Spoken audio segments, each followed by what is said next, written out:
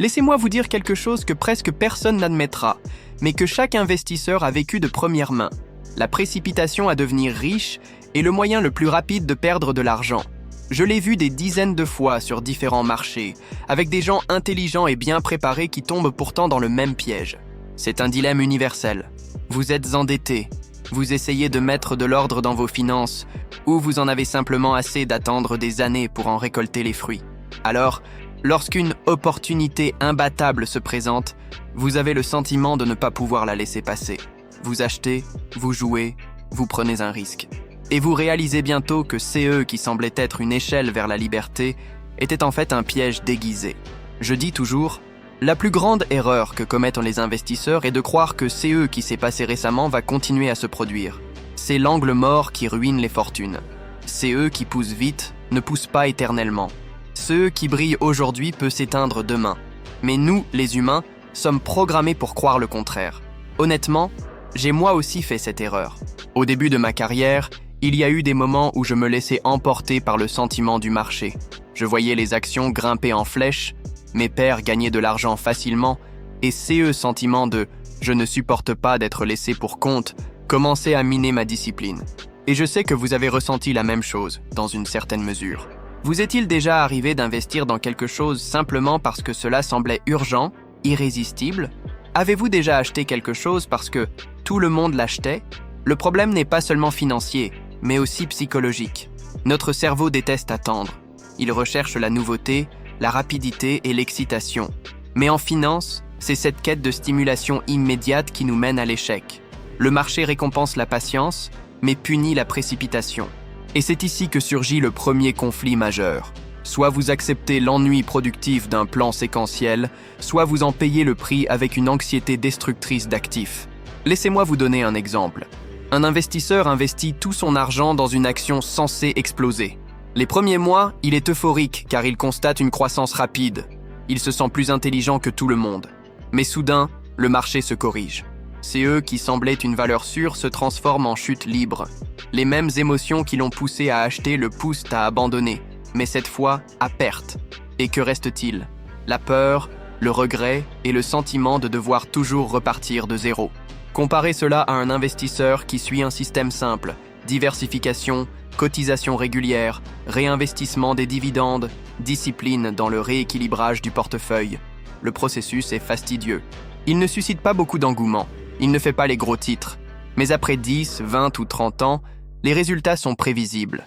Croissance régulière, stabilité, liberté financière. Laissez-moi vous demander, lequel de ces deux chemins préférez-vous emprunter ? Celui de l'excitation qui monte vite et retombe encore plus vite, ou celui de l'ennui qui crée du concret ? Je sais que cela peut paraître injuste. Vous travaillez dur, vous faites des sacrifices, vous économisez, mais vous êtes contraint de choisir un chemin qui ne vous apporte pas un sentiment immédiat de victoire. C'est comme si tout le monde courait à toute vitesse et que vous marchiez lentement. Mais laissez-moi vous poser une dernière question. À quoi bon courir si la route que vous choisissez mène directement à l'abîme ? C'est le paradoxe de la vie financière. Ce qui semble lent aujourd'hui vous fera progresser demain. Ce qui paraît brillant aujourd'hui s'estompe souvent avant de porter ses fruits. Et c'est ici qu'apparaît le deuxième conflit. Tout ennui n'est pas bon à prendre dot. Il existe un ennui productif qui résulte d'un processus stable dont la valeur espérée est positive au fil du temps. Mais il existe aussi une stagnation déguisée en sécurité. Par exemple, l'argent qui reste sur les économies. Cela donne une fausse impression de calme, mais en réalité, l'inflation érode le pouvoir d'achat année après année. Avez-vous déjà vécu cela ? Avez-vous déjà eu l'impression que, même en épargnant, vous reculiez ? C'est l'un des pièges les plus insidieux. Croire que l'on est en sécurité, alors qu'en réalité, on est en train de perdre tranquillement. C'est comme essayer de remplir un seau percé. Malgré tous vos efforts, vous n'obtiendrez jamais le résultat escompté. Alors que faire ? Accepter le risque d'excitation inhérent à un état donné ? Ou se résigner à un ennui qui semble trop lent pour en valoir la peine ? C'est un dilemme que la plupart des gens ne parviennent pas à résoudre. Après des décennies d'observation des marchés et d'études des tendances, j'ai réalisé que la réponse réside dans systèmes reproductibles et principes fiables d'hôtes. Mais attendez, je n'en parlerai pas encore. Je veux que vous réfléchissiez d'abord. Avez-vous un plan financier qui semble ennuyeux mais qui fonctionne ? Ou vivez-vous de paris excitants qui semblent être un progrès ? Pensez-y. C'est cette différence qui sépare ceux qui atteignent l'indépendance financière de ceux qui passent leur vie entière à courir après le prochain grand succès. Et laissez-moi vous dire une chose d'emblée. Le plus grand ennemi de votre vie financière n'est ni le marché, ni les taux d'intérêt, ni l'inflation. Le plus grand ennemi, c'est votre propre impatience. C'est elle qui ralentit votre progression, vous fait dévier de votre trajectoire et vous replonge dans le chaos. Dans la partie suivante, je vous montrerai pourquoi. L'anxiété financière est un piège encore plus dangereux que vous ne le pensez. Et comment il se déguise en opportunité? Vous comprendrez que souvent, l'erreur ne réside pas dans l'investissement lui-même, mais dans la façon dont on y réagit. Mais avant de continuer, je veux savoir, quelle est la décision financière la plus impulsive que vous ayez jamais prise? L'avez-vous regretté ou avez-vous quand même gagné? Veuillez laisser un commentaire car votre expérience peut aider d'autres personnes qui sont actuellement confrontées au même dilemme. Préparez-vous. Ce qui va se passer ensuite pourrait changer votre façon de penser à chaque chose sûre qui se présente à vous. Laissez-moi être franc avec vous. La plupart des gens perdent de l'argent non pas parce que le marché est cruel, mais parce qu'ils deviennent une proie facile pour leur propre passion. Je l'ai vu maintes et maintes fois. Des travailleurs ordinaires, des hommes d'affaires avisés, même des cadres gérant des millions. Tout le monde fait les mêmes erreurs, mais sous des formes différentes. Et si vous regardez en arrière, il y a de fortes chances que vous en ayez commis au moins une. L'erreur commence par quelque chose qui semble inoffensif. La croyance que l'on peut devenir riche rapidement ses quotes est le plus vieux piège de la finance. Et il fonctionne toujours. L'endetté croit pouvoir tout régler d'un seul coup. Le jeune investisseur croit avoir trouvé un raccourci inédit. Le professionnel d'âge mûr estime que s'il n'agit pas maintenant, il ratera sa chance. Mais la réalité est inexorable. Ceux qui montent vite retombent généralement encore plus vite. Et ceux qui recherchent l'euphorie finissent presque toujours par s'éloigner encore plus de la stabilité qu'au départ. Je me souviens d'un cas qui m'a stupéfié. Un investisseur que je connaissais a décidé d'investir la quasi-totalité de SES Economy dans les actions d'une entreprise technologique qui explosait dans les médias. En quelques semaines, le cours a grimpé de près de 40%. Il était euphorique. Il a acheté une nouvelle voiture, projeté de faire le tour du monde et a annoncé à SES Amis qu'il avait enfin réussi. Mais que s'est-il passé ensuite? Dès que le marché s'est calmé, les actions ont chuté de plus de 60%. En moins de 2 mois, le rêve s'est transformé en cauchemar. Il a perdu non seulement de l'argent, mais aussi sa confiance en lui. Et, plus tragique encore, il a dû vendre SES Actions par désespoir au moment le plus inopportun. CE n'est pas un cas isolé, c'est une tendance. Et je sais que vous avez aussi été tenté à un moment donné. Peut-être en 2020, quand tout le monde parlait de crypto-monnaie. Peut-être en 2021, quand les actions même semblaient être le chemin le plus rapide vers la richesse. Peut-être maintenant, quand vous observez un secteur en plein essor et que vous vous dites « Si je n'y vais pas maintenant, je n'aurai plus jamais une telle opportunité. » Mais laissez-moi vous rappeler quelque chose que je dis souvent. Les marchés sont motivés par la peur et la cupidité, mais les meilleurs investisseurs apprennent à reconnaître ces impulsions et à ne pas y réagir. L'erreur ne réside pas seulement dans l'endroit où vous placez votre argent, mais aussi dans CE que vous faites. Comment réagissez-vous émotionnellement? CE qui semble être une opportunité n'est souvent qu'un pari déguisé. Vous est-il déjà arrivé de penser « Cette fois, c'est différent » Avez-vous déjà justifié un pari risqué en pensant que les règles du jeu ne s'appliquaient pas à ce moment-là? Voilà le problème. L'anxiété fausse la perception. Elle vous fait croire que le risque est plus faible qu'il ne l'est en réalité. Elle transforme un investissement médiocre en un investissement qui change la donne. Elle vous met dans une situation financière rose.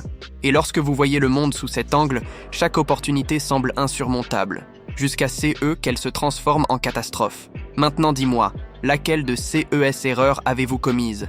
Acheter parce que c'était une bonne affaire? Acheter parce que tout le monde achetait? Parier plus que que vous pouviez vous permettre de perdre? Laquelle de ces erreurs vous fait le plus peur aujourd'hui? Le problème avec le jeu, c'est qu'il crée des cycles destructeurs. On se laisse emporter, on mise gros et on perd. Puis, pour tenter de se rattraper, on en choisit un autre, encore plus risqué, et on perd à nouveau. C'est comme faire tourner une fausse roulette. Chaque tour semble être une chance de s'échapper. Mais au final, CE n'est qu'une autre façon de se noyer. Et le pire, c'est que vous ne perdez pas seulement de l'argent. Vous perdez aussi du temps. Vous passez à côté d'intérêts composés. Car chaque fois que vous abandonnez une stratégie solide pour poursuivre une nouvelle promesse, vous réinitialise, horloge dot. Et l'accumulation des intérêts, comme je l'ai déjà dit, prend des années, pas des semaines. Considérez la différence. Un investisseur qui investit régulièrement dans des fonds indiciels pendant 10 ans accumule non seulement de la richesse, mais aussi de l'expérience et de la discipline. À l'inverse, un autre investisseur qui change constamment d'action, de marché en marché, peut passer la même décennie sans rien réaliser de significatif. Selon vous, qui aura plus de liberté à l'avenir ? Mais laissez-moi vous dire quelque chose d'encore plus désagréable. Les jeux d'argent ne sont pas seulement une tentation personnelle, c'est une industrie à part entière. Banques, courtiers, influenceurs, beaucoup d'entre eux profitent de vous vendre l'idée d'un raccourci secret.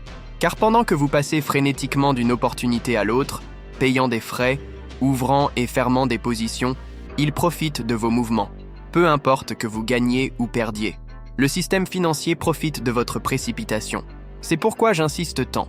Si vous voulez devenir vraiment riche, vous devez apprendre à vous méfier de tous CE qui brillent trop fort. Vous devez remettre en question toute promesse de profit rapide. Vous devez comprendre que l'euphorie est le chemin le plus rapide vers la perte. Et je sais que CE n'est pas facile. Car quand on voit des gens autour de soi devenir riches du jour au lendemain, le sentiment d'être laissé pour compte est insupportable. Mais laissez-moi vous poser une question. Parmi ceux que vous avez vus réussir par le passé, combien sont restés riches ? Combien d'entre eux sont stables aujourd'hui ? C'est pourquoi je dis, ne vous fiez pas aux apparences. Le véritable progrès financier est discret. Il n'attire pas l'attention, il ne fait pas la une des journaux. Mais avec le temps, il devient inéluctable. Si CE contenu vous a interpellé, n'hésitez pas à aimer cette vidéo, à vous abonner à la chaîne et à partager votre expérience dans les commentaires dot. Quel est le plus gros piège financier dans lequel vous êtes tombé ? Votre histoire peut ouvrir les yeux de nombreuses personnes qui n'ont pas encore réalisé les risques qu'elles prennent. Et préparez-vous, car dans la prochaine partie, je vais vous révéler antidote à l'inquiétude.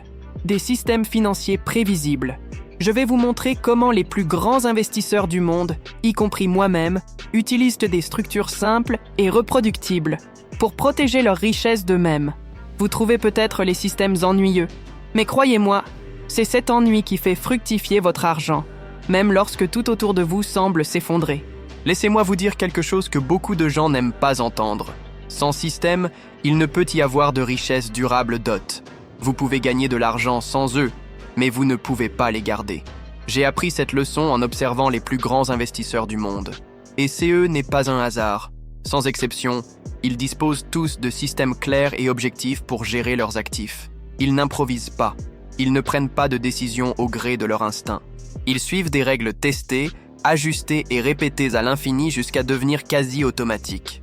Maintenant, vous vous demandez peut-être, mais qu'est-ce qu'un système financier prévisible exactement ? Un système est une façon cohérente de prendre des décisions répétées, indépendamment de votre humeur, du marché ou des dernières nouvelles.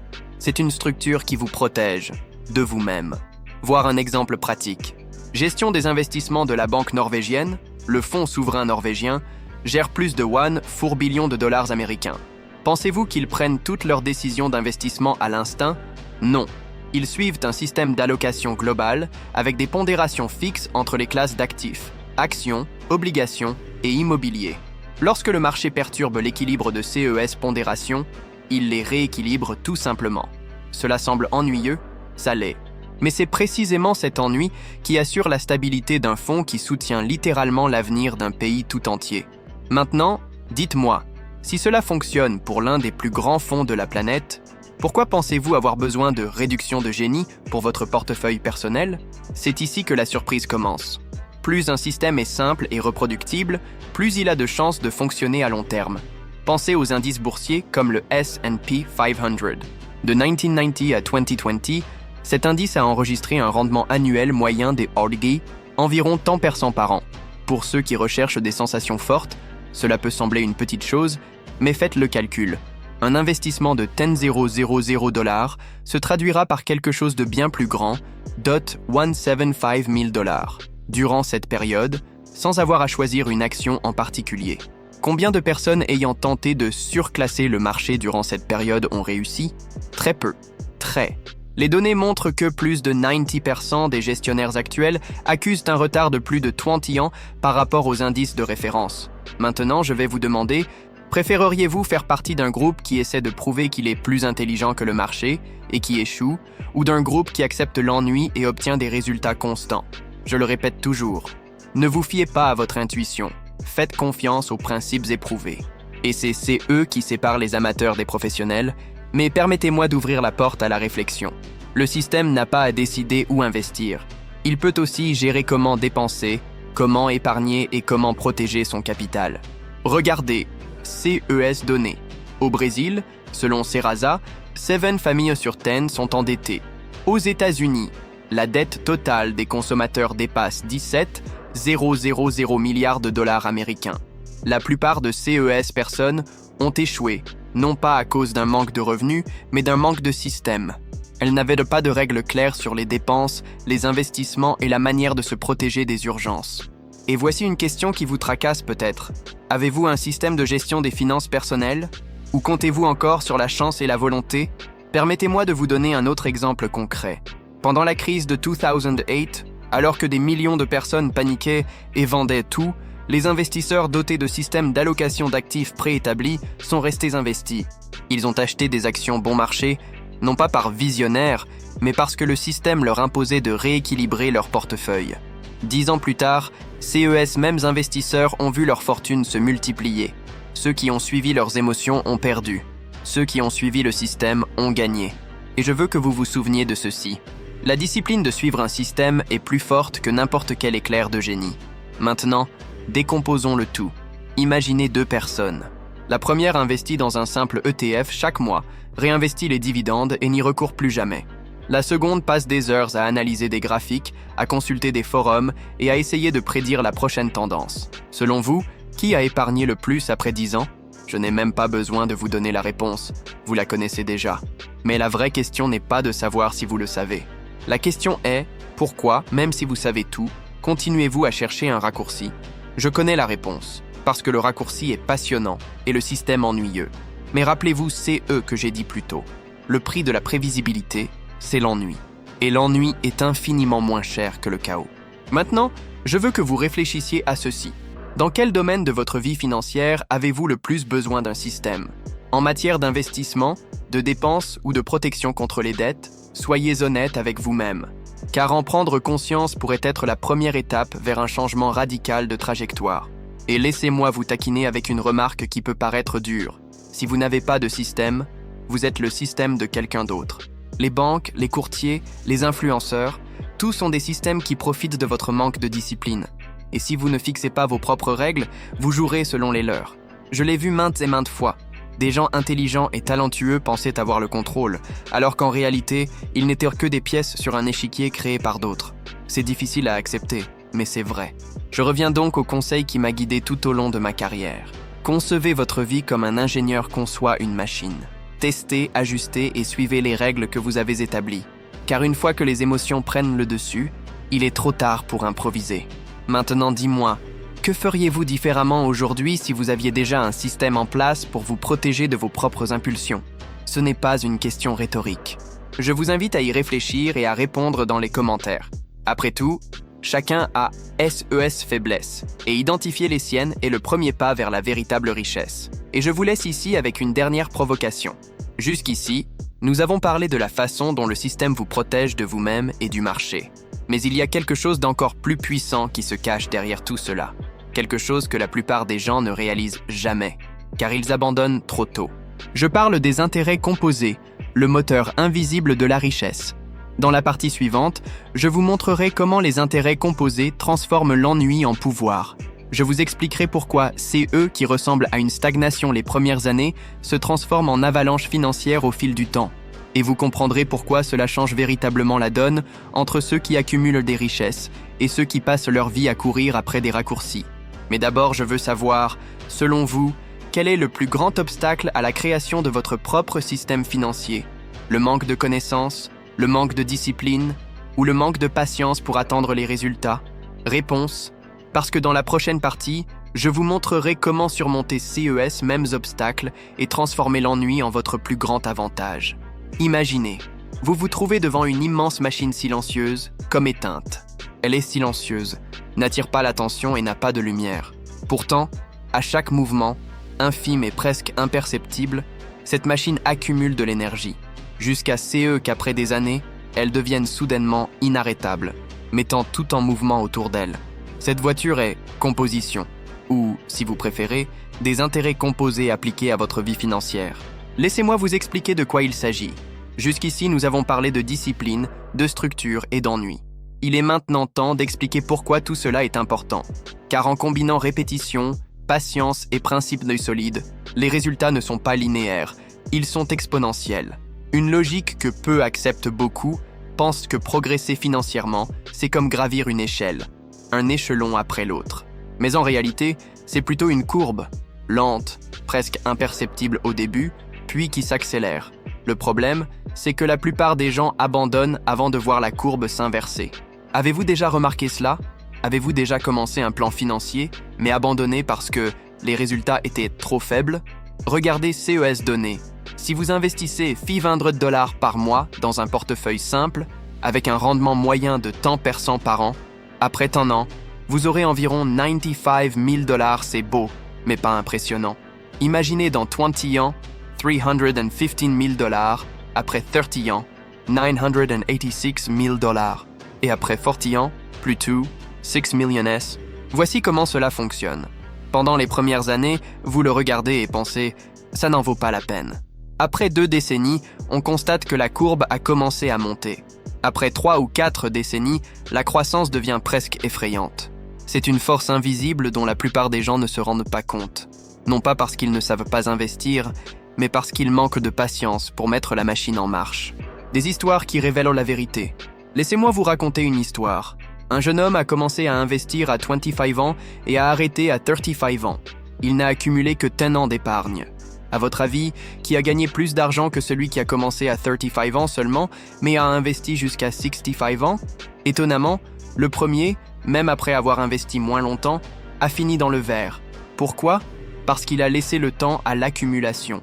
Le second a investi davantage, mais a commencé trop tard. Le temps est le carburant invisible de cette machine. Et voici une autre provocation. Que remettez-vous à plus tard parce que vous pensez qu'il est encore temps?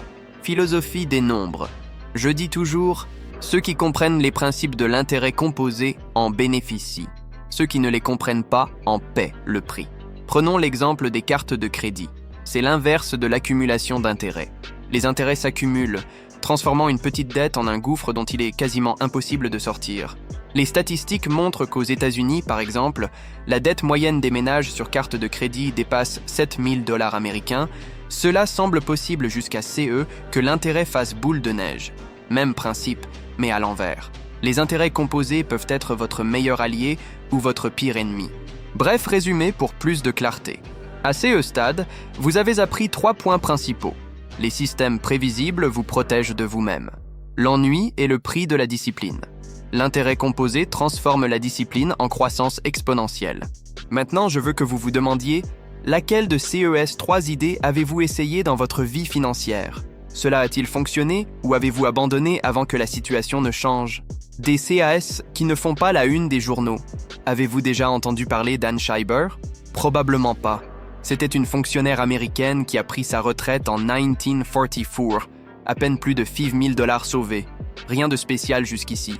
Mais elle a investi avec discipline, réinvestissant SES dividendes dans des entreprises solides et ne vendant jamais dans la panique.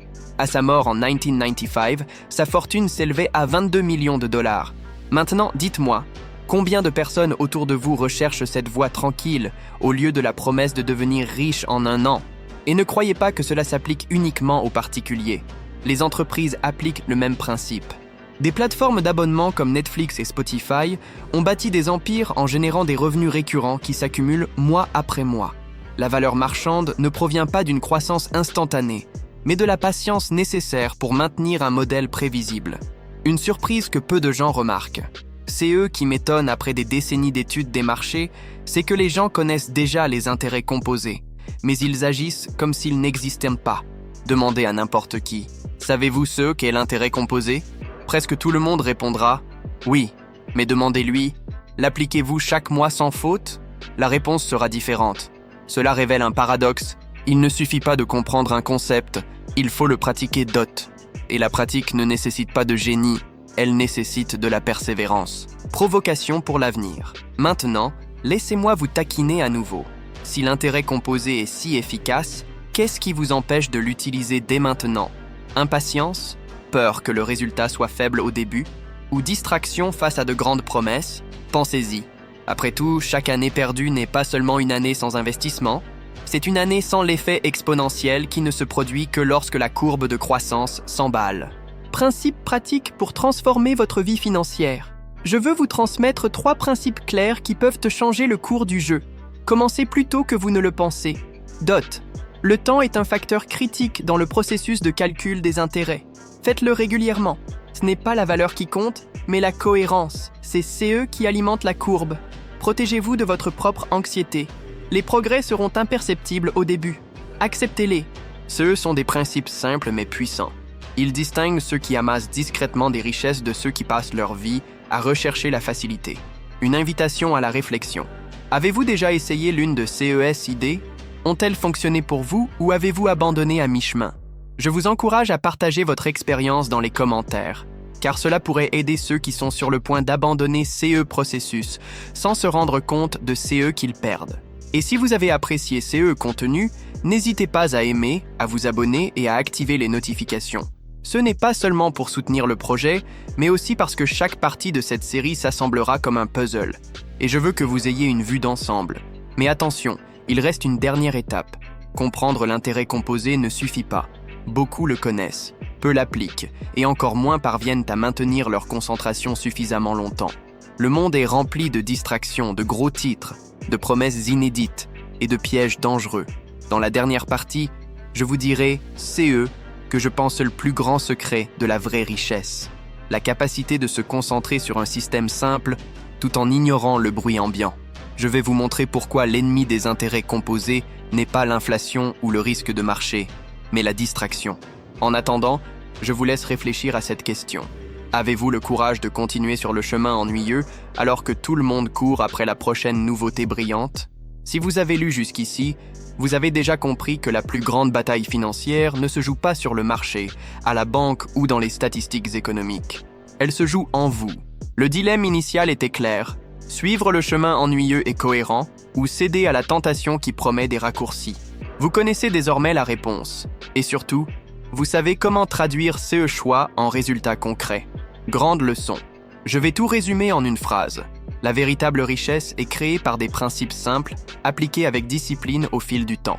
Il n'y a pas de recette miracle. Il n'y a pas de solution facile.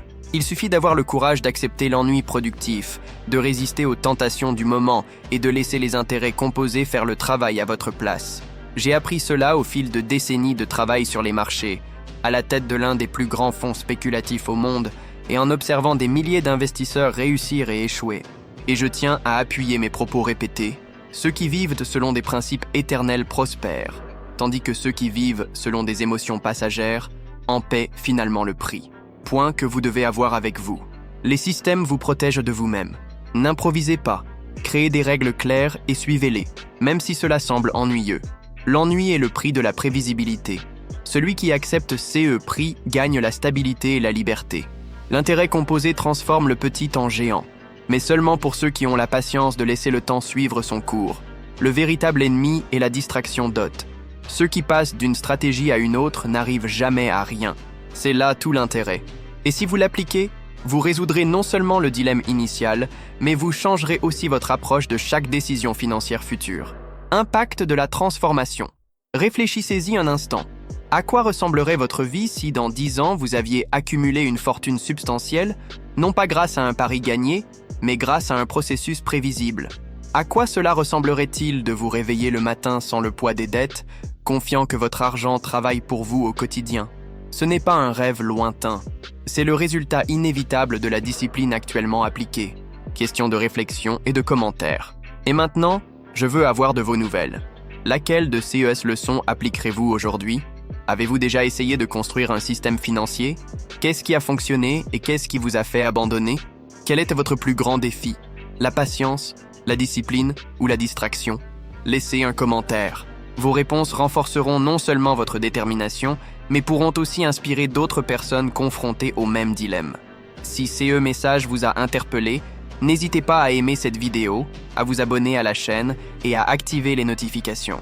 Ceci est non seulement pour soutenir notre travail, mais aussi parce que nous repoussons toujours les limites.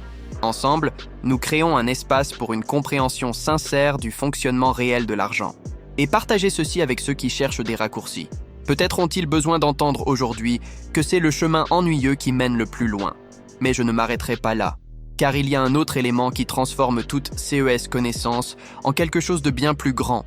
Comment appliquer CES principe non seulement à l'argent, mais à n'importe quel domaine de la vie, affaires, relations, décisions personnelles.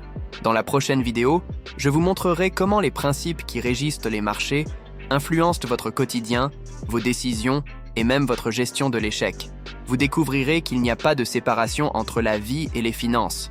Elles font partie du même système. En attendant, je vous laisse réfléchir à cette question. Si vous savez déjà que vous devez faire pour changer votre vie financière, avez-vous le courage de commencer aujourd'hui? Parce que le temps, mon ami, n'attend personne. Et chaque jour que vous attendez est un jour de moins pour que les intérêts composés jouent en votre faveur.